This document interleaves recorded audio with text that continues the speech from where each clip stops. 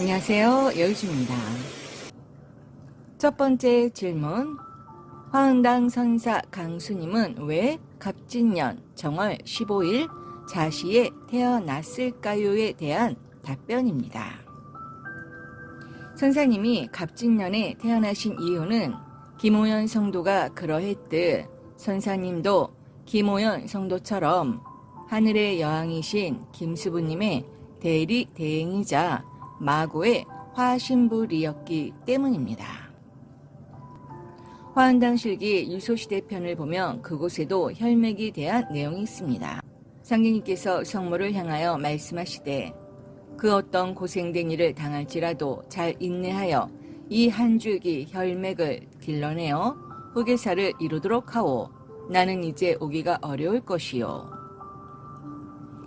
혈맥이란 같은 핏줄의 계통이라는 뜻으로 부모와 자식을 이어주는 핏줄을 의미하며 몸으로는 각 부분들을 서로 통하게 하여 활력을 불어넣는 것을 비유적으로 이르는 말로 관통이란 처음부터 끝까지 일관되게 꿰뚫어 통한다는 뜻입니다. 그런데 상계님께서는 왜 혈맥 관계이신 선사님이 아닌 피 한 방울 섞이지 않은 김수부님을 통해 혈맥 관통 공사를 보신 걸까요? 여기서 우리는 상계님의 진짜 혈맥은 선사님도 고연이도 아닌 김수부님이셨음을 알 수 있습니다. 즉 상계님께서 김수부님에게 피를 토해 입으로 받아먹게 하신 것은 바로 상계님과 김수부님이 진짜 천륜으로 이어진 아버지와 딸로 혈맥 관계였음을 알 수 있습니다. 물론 인간적 차원으로 보면 선사님이 상계님의 따님이 맞지만 우주적 차원에서 보면 상계님의 딸은 김수부님임을 알 수 있는데 그 증거가 바로 상계님의 입에서 김수부님의 입으로 피를 넘겨주신 혈맥 관통 공사입니다. 세상에 일륜이 참으로 크나 일륜보다 천륜이 더 크나니 천륜으로서 우주 일가하리라는 내용이 천지개벽경에 기록되어 있습니다.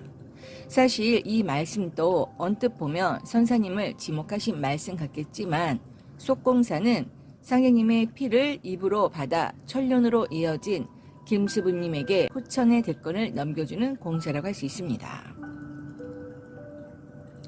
두 번째 질문. 화흥당 위로 이남이녀가 있었는데 왜 7, 8살이 되어 모두 죽었을까요에 대한 답변입니다.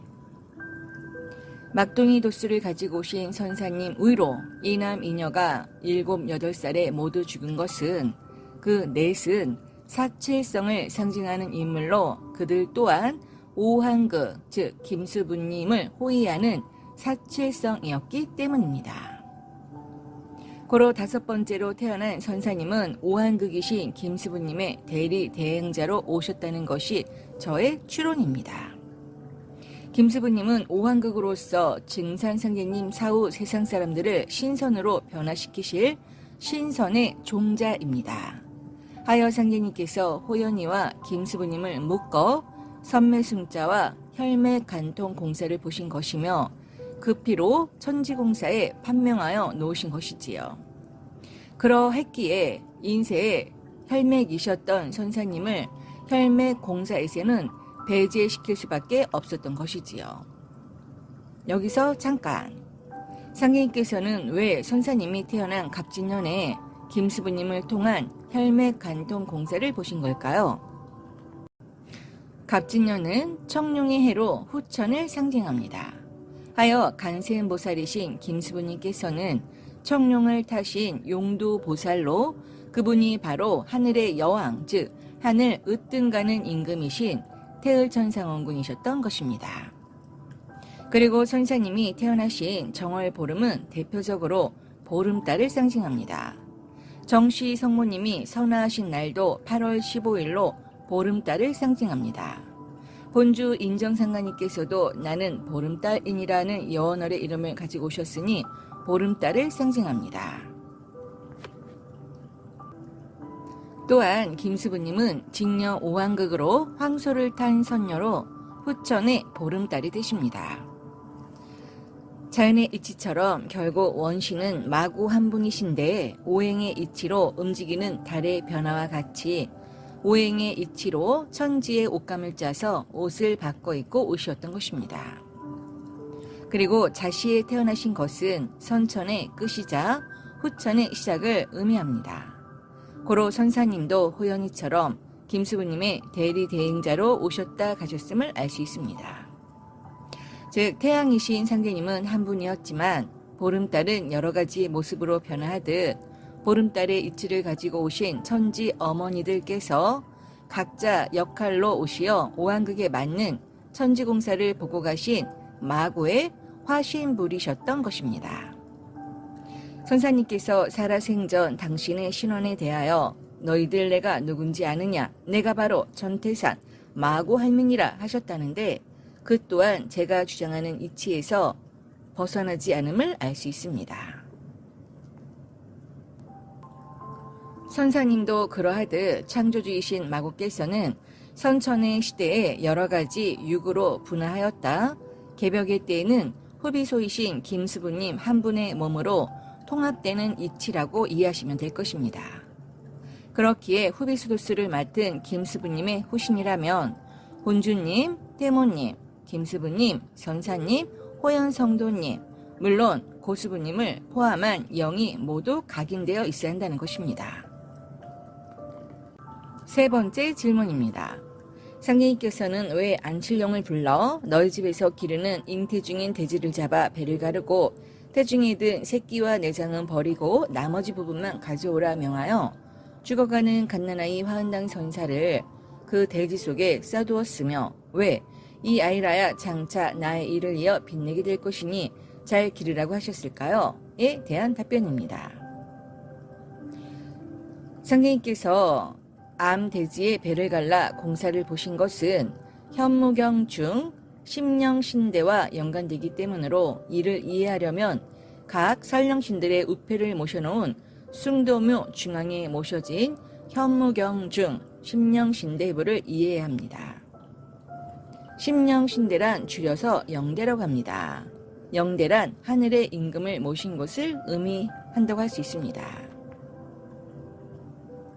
심령신대가 도대체 무엇이냐고요? 네, 말 그대로 심령신대를 줄이면 영대입니다. 영대는 무엇이냐고요? 네, 영대는 말 그대로 신명이 사는 집입니다. 참고로 영대를 우리 몸에 비유하면 제3의 눈인 6차크라로 그곳이 바로 신명이 사는 태전입니다. 심령신대부는 오한극으로 현무경 중앙에 있는 해부로 이때의 해는 대지해를 의미하는데 지금 화면에 나오는 그림에서 알 수 있듯 해가 뜨는 모습과 흡사한데 해는 북쪽 방위이므로 북극성과 관련되는 부적으로 천지 어머니인 마고께서 계신 곳을 의미합니다. 아래 그림은 삼원 700으로 이루어진 사람의 영혼이 하늘로 돌아갈 때 만나는 웜홀의 모습과 해부의 모습이 신기하게 닮았는데 이는 7가 셋으로 나누어 배치된 동그라미가 삼원 700과 삼신 7성을 가리키며 그 끝을 보면 날 부분이 안쪽을 보고 있는데 그것은 삼원 700을 다스리는 수행의 칼날을 표현한 것이라고 합니다. 그리고 화은당 선사님이 죽기 전 안칠룡에게 암돼지를 잡아오게 하신 것은 북극성을 의미한다고 할 수 있는데 이때 안칠룡의 이름 중 안은 안내성의 안, 안필성의 안과 같은 의미로 여자가 갓을 쓰고 있는 모습으로 여미를 기신 천지 어머니 즉 마고의 화신불이신 김수부님을 의미한다고 할 수 있습니다. 상계님께서 12월 26일 건립하게 명하셨던 숭도묘 중앙에 심령신대 해부를 모시게 한 것만 보아도 알 수 있고 또한 12월 26일 고부 경무청에 끌려가시어 모신 고문을 받으시며 보시었던 천자신과 장상신을 불러들여 백이군왕과 백이장군의 도수를 보신 것만 보아도 알 수 있는데 과연 그 천자신은 누구일까요? 그분은 바로 심령신대를 상징하는 대지 뱃속에 선사님을 넣고 천지구슬 하였던 해부의 주인공이신 김수부님입니다.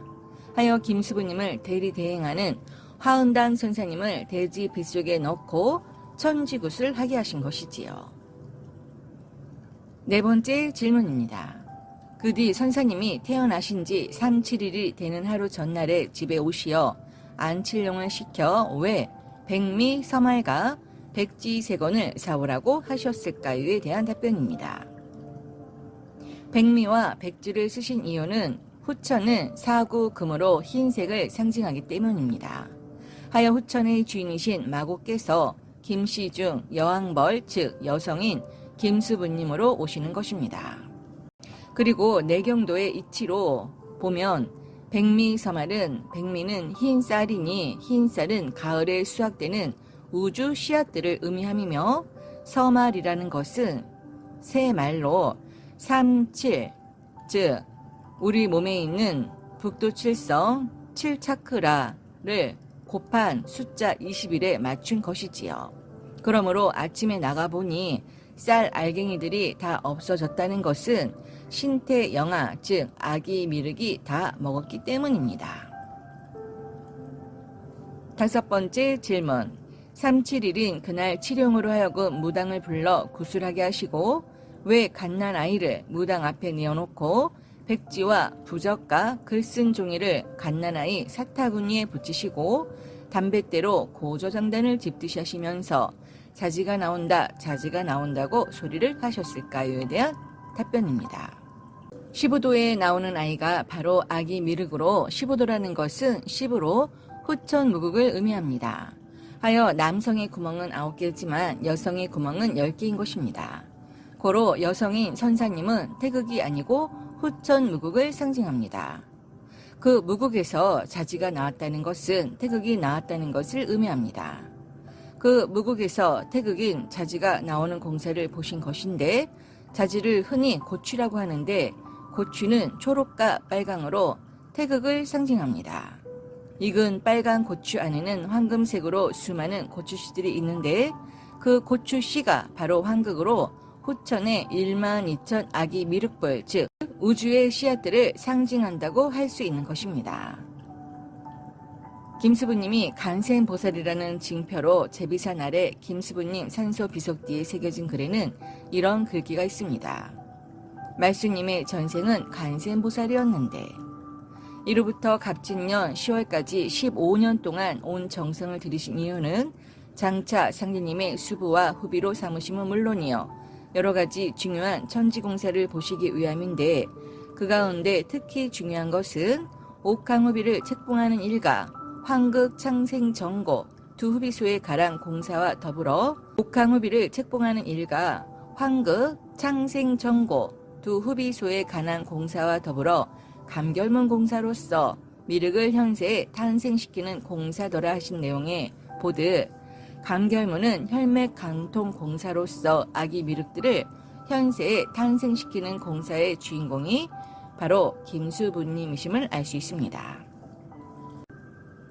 무국이신 선사님 즉 김수부님 중앙에서 태극의 상징인 일태극인 고추가 나왔다는 것은 무국에서 태극이 나오는 이치이며 고추씨는 황극으로 우주의 씨앗인 미륵들을 현세에 탄생시키는 공사를 보셨음을 알 수 있습니다.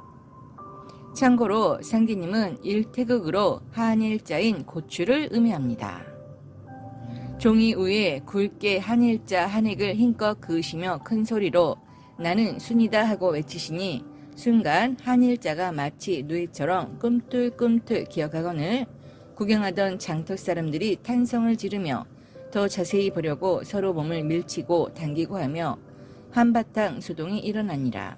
이때 학본께서 말씀하시기를 조선 땅은 한일자 누에와 같다시니라고 도전에 기록되었습니다. 여섯 번째 질문입니다. 왜 갓난아이 사타구니에 붙었던 것을 떼어 지니시고 해문산을 거쳐 모악산에 가겠노라 하시며 집을 떠나셨을까요? 상제님께서 해문산을 거쳐 모악산으로 가신 것은 해문산은 아버지산으로 상제님을 의미하고 모악산은 천지 어머니 즉 마고를 의미하기 때문입니다. 전주 모악산은 순창 해문산과 서로 마주쳐서 부모산이 되었나니 부모가 한 집안의 가장으로서 모든 가족을 양육, 통솔하는 것과 같이 지운을 통일하려면 부모산으로부터 비롯해야 할지라. 그러므로 이제 모악산으로 주장을 삼고 해문산을 응기시켜 산하의 기령을 통일할 것이니라고 도전에 기록되었습니다. 상님께서 무국인 선사님 몸에서 태극인 고추가 나오는 공사를 보신 후 해문산으로 먼저 가신 이유는 고추 씨는 우주의 씨앗으로 미륵불을 의미하며 그 후 어머니 산인 모악산으로 가신 이유는 삼신은 낳고 칠성은 기르느니라 하시었듯 아버지가 낳았으니 어머니가 길러야 하기 때문으로 모악산은 천지 어머니 산으로 모악산 계룡봉의 주인은 바로 간샘보살이신 본준님 즉 김수부님이셨기 때문입니다. 7번째 질문입니다.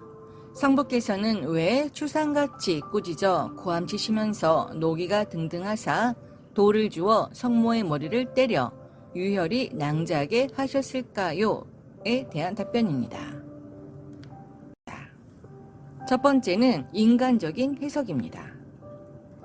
인류가 진멸할 지경에 닥친 고로 상대님께서 괴롭기 한량없으나 인간으로 오시어 천하창생을 살리시는 천지공사를 보시었듯 우리들 또한 도를 닦아 각자 주어진 미션을 완수해야 함에도 정시 성모님 말씀처럼 온갖 핑계와 갖은 푸념을 하며 도에서 멀어진 분들이 사실 많을 것입니다.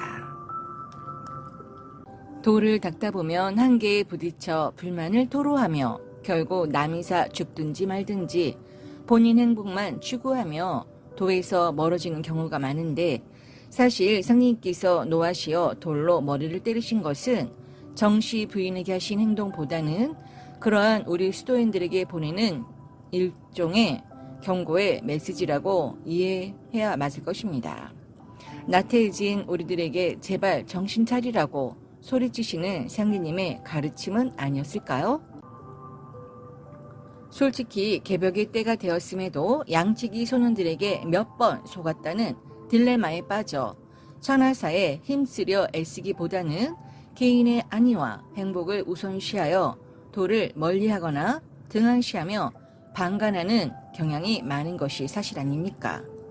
상식적으로 상대님께서 일부러 49번의 혼담 후 50번째 하품 전개인 임금에 맞춰 혼인한 정씨 부인의 머리를 왜 돌로 쳐 피가 나도록 때리셨겠습니까? 우린 이제 그 내면의 본체를 들여다볼 수 있는 제3의 눈을 길러야 합니다. 두 번째, 신도적인 해석입니다.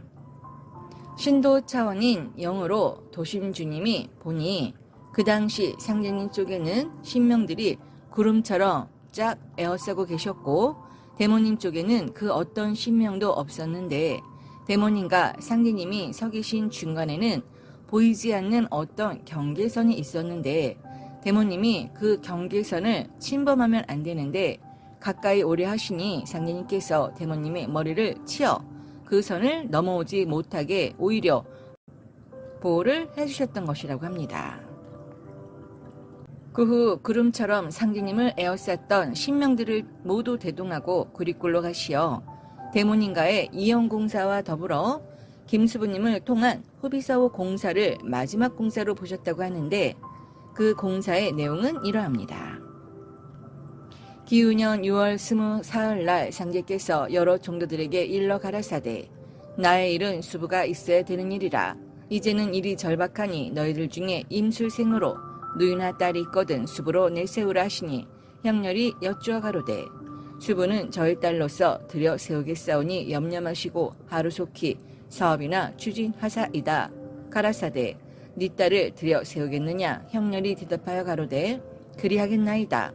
깨끗한 옷을 갈아입혀 데리고 오라 하시니 형렬이 명하신 대로 그 딸을 약방으로 데려오거늘 종도들로 하여금 약장을 방 한가운데 옮겨놓게 하신 후 형렬의 딸에게 명하사 약장을 안고 약장주의를 3번 돌게 하신 후에 약장 옆에 세우신 후 여러 종도들에게 일러 가라사대 내가 초치와는 아주 이연하였음을 선언하노라.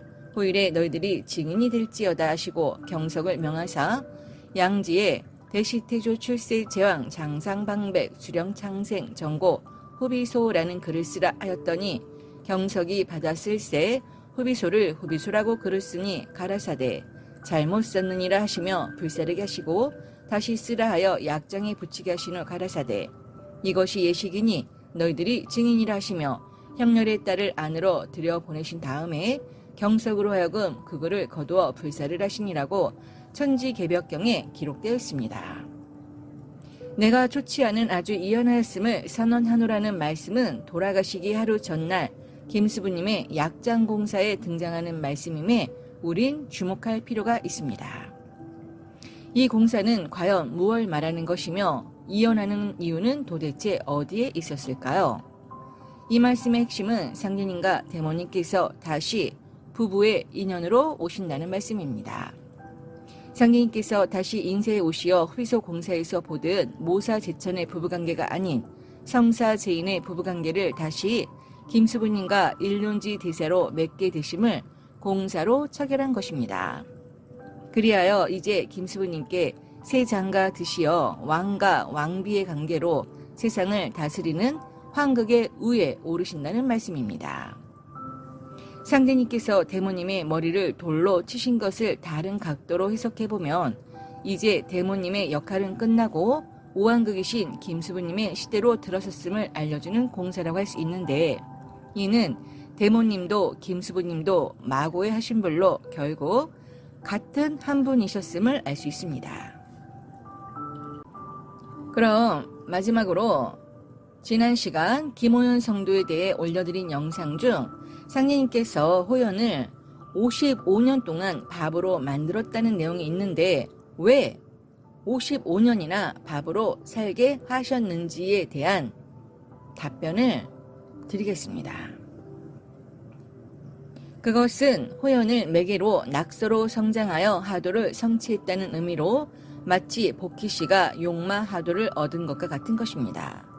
즉 하도를 가진 성인으로 새로운 개벽세계를 펼친다는 의미라고도 해석할 수 있는데 55는 하도의 수로 하도는 하늘이 채이고 땅은 용으로 천지 어머니이신 간센보살의 작용으로 일체 중생에게 감노를 전개하는 하강작용을 의미합니다.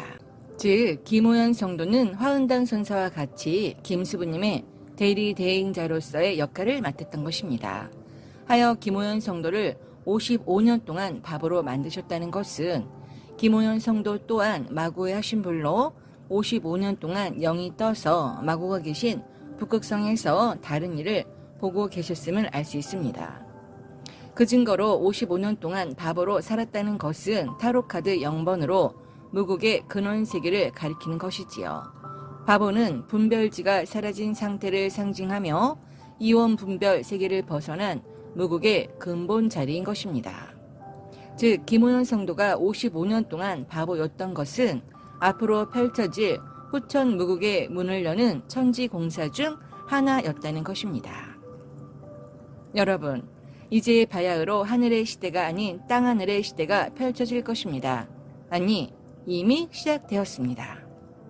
소나기가 내리며 천둥 번개가 치니 종도들이 웅크리고 있으니 본주님께서 하늘만 무서운 줄 아느냐? 앞으로는 땅하늘이 더 무섭다 하시니라고 본주 대경전에 기록되어 있습니다. 앞으로는 하늘과 땅을 일체로 받드는 무국의 시대, 마고의 시대, 개벽 시대가 펼쳐질 것입니다. 선천은 천지비여 후천은 지천텐이라신 말씀 그대로 이젠 하늘과 땅을 일체로 받들어야 합니다. 여러분들이 천지대도의 길로 나아가는 데 있어 제 영상이 도움이 되면 정말 좋겠습니다. 감사합니다.